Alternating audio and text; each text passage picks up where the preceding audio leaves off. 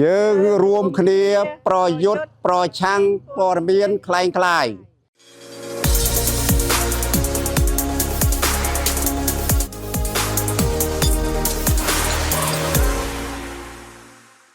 ញុំឈ្មោះអោមសរិន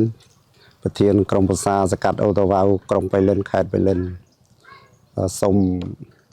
អំពាវនាវដល់បងប្អូនប្រជាពលរដ្ឋយើងទាំងអស់សូមឲ្យជឿជាក់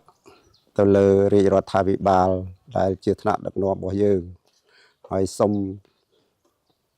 កម្ចាត់នៅព័ត៌មានคล้ายដែលព្យាយាមធ្វើឲ្យបំបែកបំបាក់ដល់ប្រជាពលរដ្ឋយើងនិងប្រទេសជាតិរបស់យើងហើយសូមអំពាវនាវដល់ប្រជាពលរដ្ឋយើងទាំងអស់សូមឲ្យរួបរวมសាមគ្គីគ្នាឲ្យមានកម្លាំងរឹងមាំបំបត្តិនិងកំទេចចោលរាល់អំពើដែលព័ត៌មានធ្វើឲ្យបែកបាក់សាមគ្គីផ្ទៃក្នុងរបស់ជាតិរបស់យើង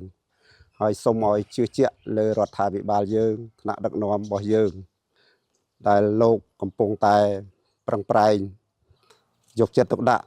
លើផលប្រយោជន៍របស់ប្រជាពលរដ្ឋនិងប្រទេសជាតិបូរណភាពទឹកដីរបស់យើងហើយខ្ញុំក៏អរគុណដល់ប្រជាពលរដ្ឋយើងនៅក្នុងប្រទេសនិងក្រៅប្រទេស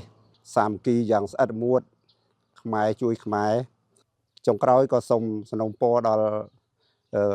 បងប្អូនខ្មែរយើងទាំងអស់សូមឲ្យជឿជាក់ទៅលើរាជរដ្ឋាភិបាលនិងថ្នាក់ដឹកនាំរបស់យើង